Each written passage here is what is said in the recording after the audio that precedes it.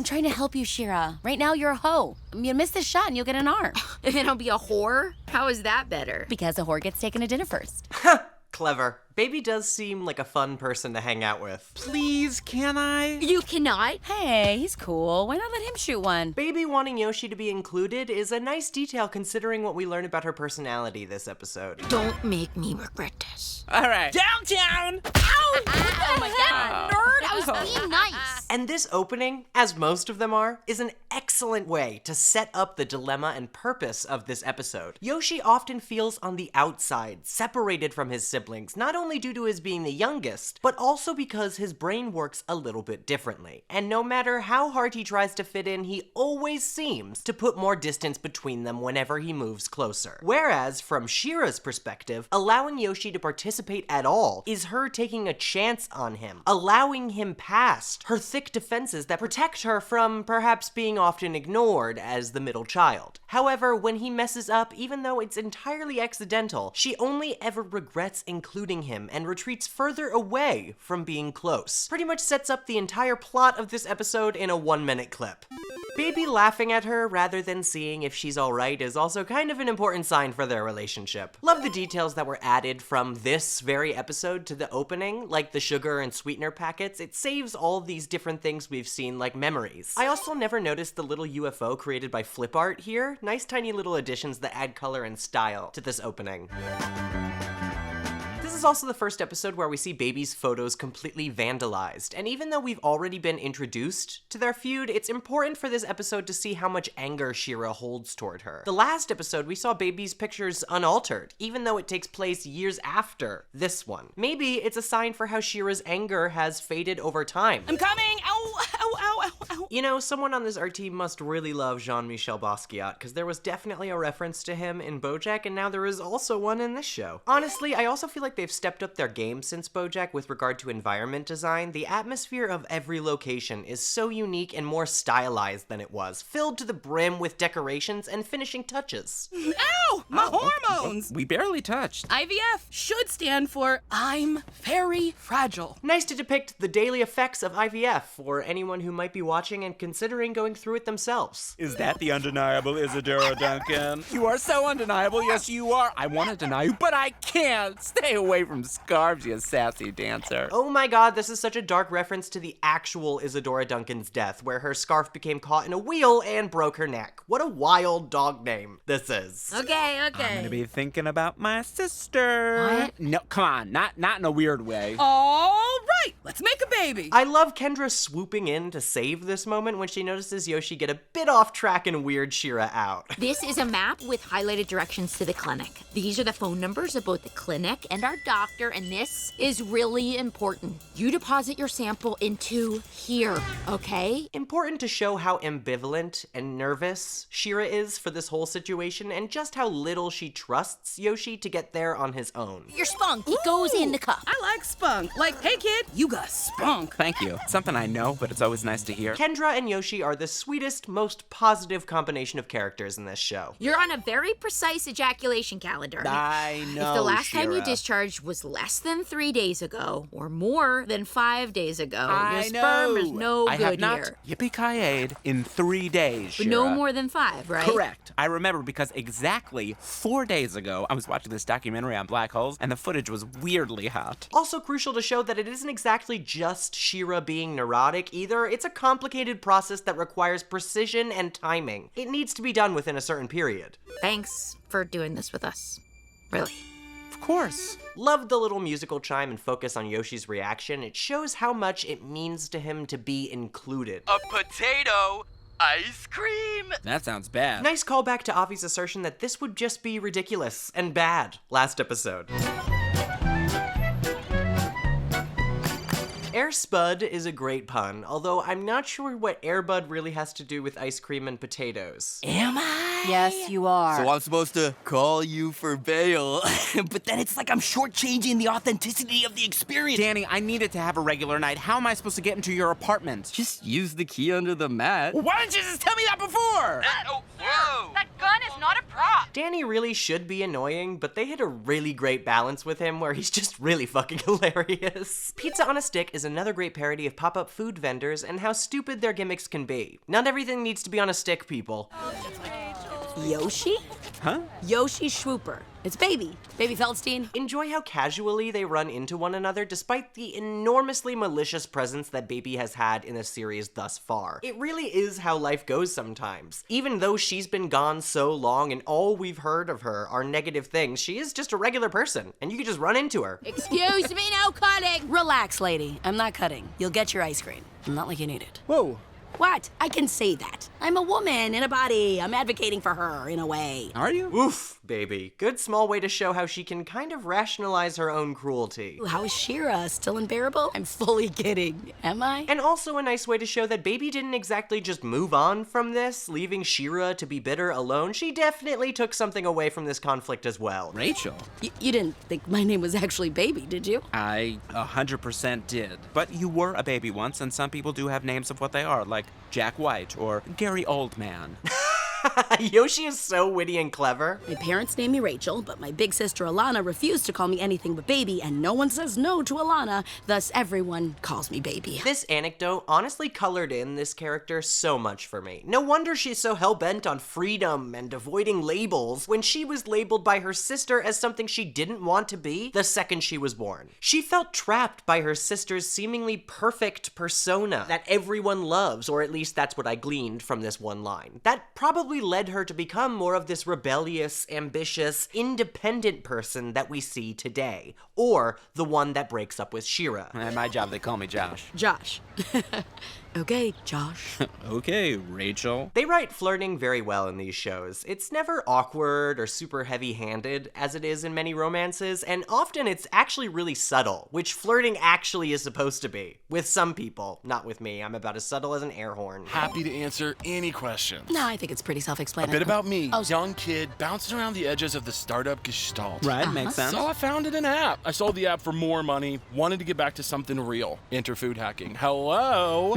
Hello. So here's me. Everything organic, everything local. Ice cream is from right by my house. Sunday fudgy Sunday. Potatoes I grow myself. In the dirt. With my hands.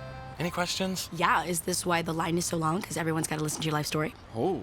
Again, nice juxtaposition between these two, with Yoshi being genuinely interested and Baby kind of over it before it even begins. Do you have a favorite soil? I do. Oh, I was kidding. Oh, well, it's silty soil. Yoshi is such a joy to talk to, even if he misunderstands things. And when do you get back to your silty soil? Tomorrow night. Rachel taking a bite of Yoshi's meal is a nice little touch. Lighting is gorgeous in this scene. It's amazing they can make such a simple art style look so magical at times. I have to reach in and turn the calf into an unbreached position. That must have been so scary. It was, and Dot was so scared too. I wanted to calm her down, but it's not like I could say, "Don't have a cow!" That was our whole goal!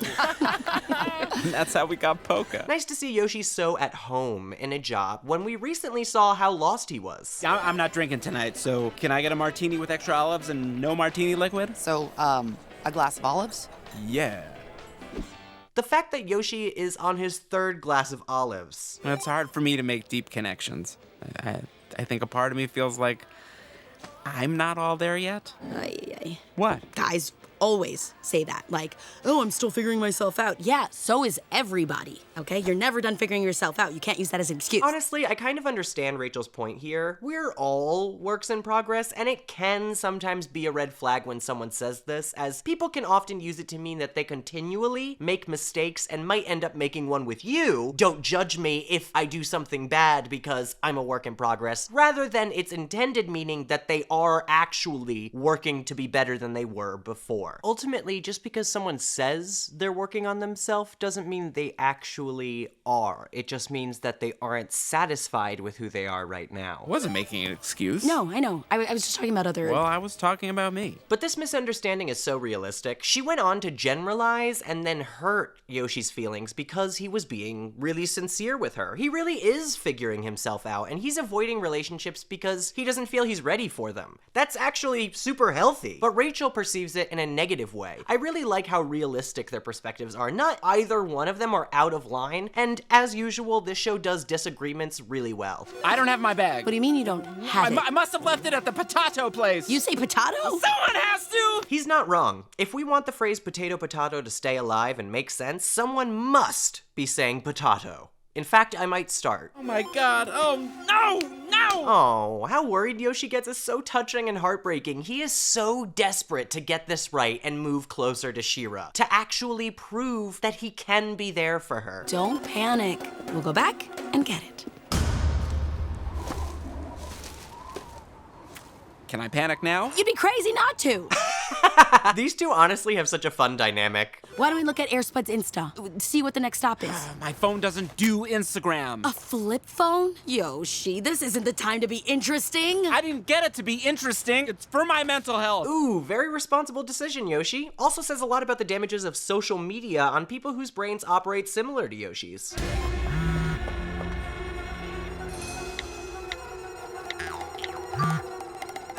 Yup! This kills me every time! Okay. Hello. Fantastic pun on this lady's apron. My soup on a sticks are just as good. Check my Yelp. Compare the Yelp. Love how her Yelp is aggressively average. And I figure that information is worth about a dozen pops each. Oh man, okay. Listen, lady, if you don't tell us where that truck is, the minute I get my hands back on some internet, I will be creating 5 different Yelp accounts to post about the severed thumbs and hair I found in my clam chowdsicle. Rachel is terrifying here, but I am impressed with her ability to conjure up extremely horrifying and verbose threats. Also shows how her personality is not automatically a detriment and can be beneficial by not allowing others to walk over you. People have flaws and they have traits that are beneficial. A lot of the fandom really hates Rachel, but remember that she's a person herself.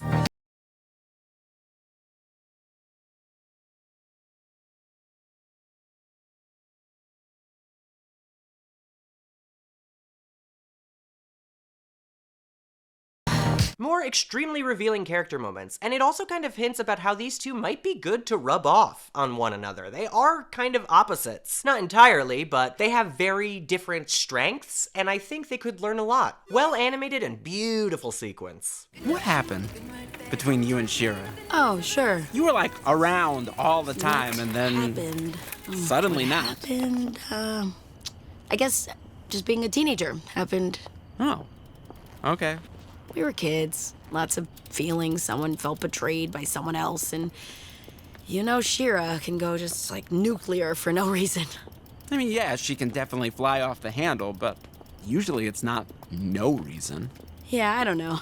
Interesting to hear how she downplays this whole conflict, but it's also super clear how much it still bothers her. I think she wishes that it didn't, that she doesn't feel guilty for leaving Shira and tries to pretend that it doesn't. Perhaps, but the writers do a good job showing us it obviously does. Where are you? I'm in a yard. Where are you? I'm in this yard. Okay, I'll meet you at the alley. Yeah, okay. Ow! Yeah! No! Yeah! Another pool? God, come on! Fantastic visual humor with Yoshi's chaotic trip in the background while Rachel literally smells flowers.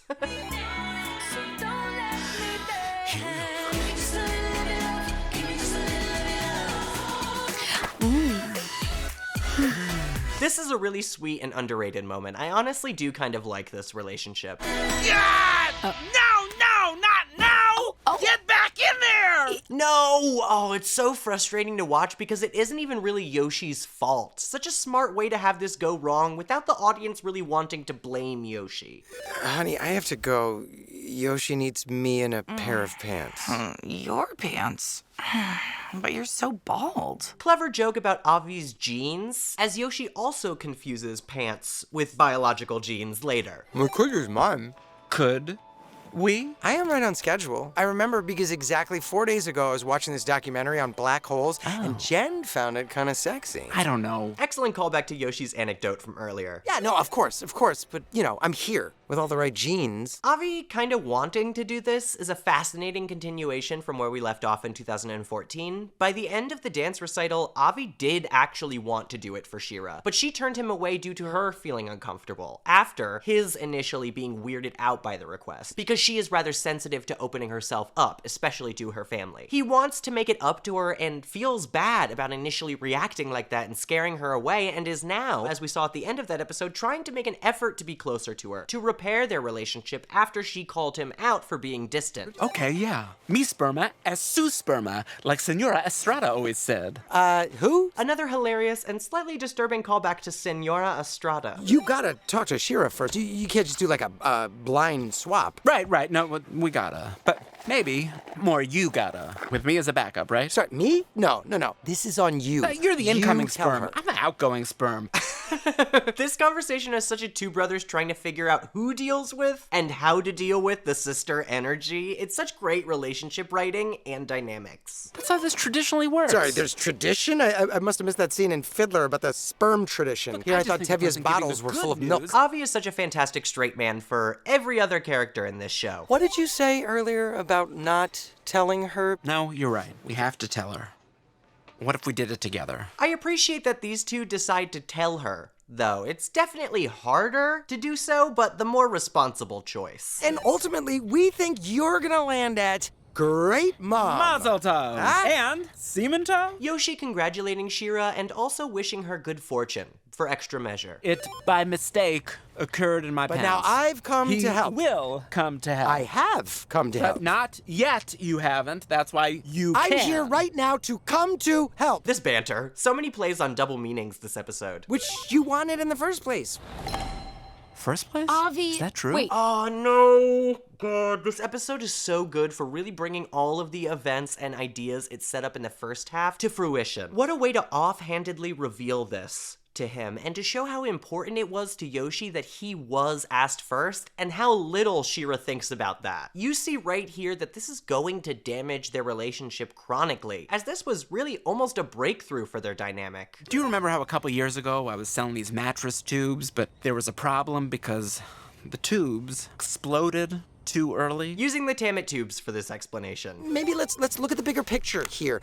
I love him logging her in his phone as adult Feldstein. The DNA is mostly the same, give or take a couple chromosomes. There are only 2 chromosomes. So what are there 23 I of? don't know, but there's definitely an X and there's a Y and that's 2. And why are you smiling? Shira and Avi, two parents, not understanding at all how chromosomes work. It's Rachel. Rachel who? I don't know Rachel. Feldstein. What? It's Rachel Feldstein. Who's Rachel? You were Feld- with Baby?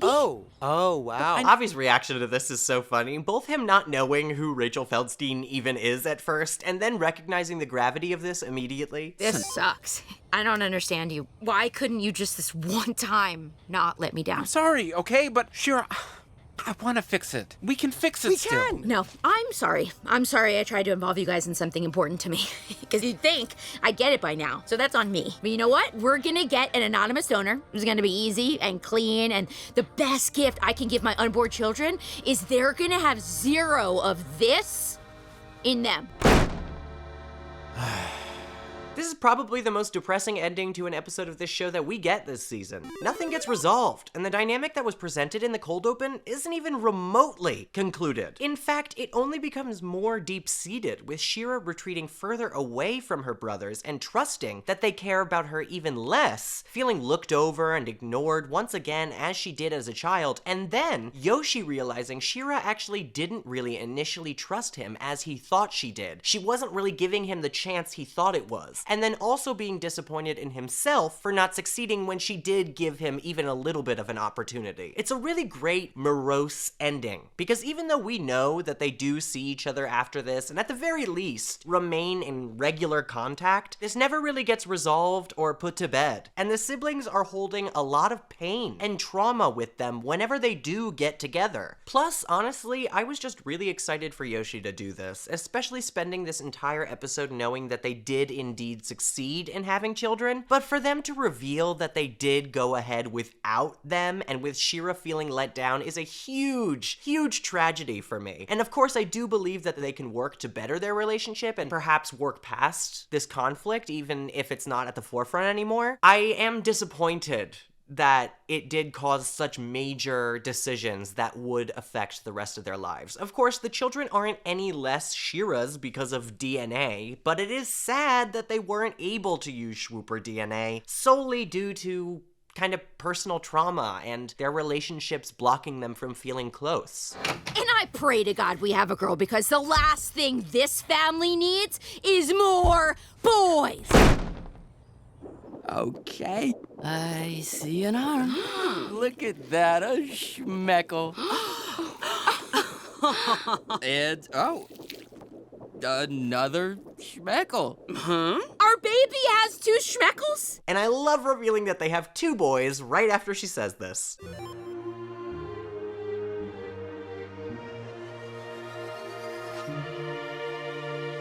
If you enjoyed this video, consider supporting me on Patreon at patreon.com/PosiTVty. That's PosiTVty. There you get all of the videos before they go up on YouTube. You can choose exactly what you want to see on the channel, and you get the unedited essays so you can hear all of my mistakes and the things that I choose to cut out. But any bit of support really helps me out, and I appreciate you being here at all, so thank you so much for liking, commenting, subscribing, even just watching. I appreciate your presence on this earth, and I hope you're having a wonderful, wonderful week. I'll see you for the next video. Let me know what you think it should be. See you soon!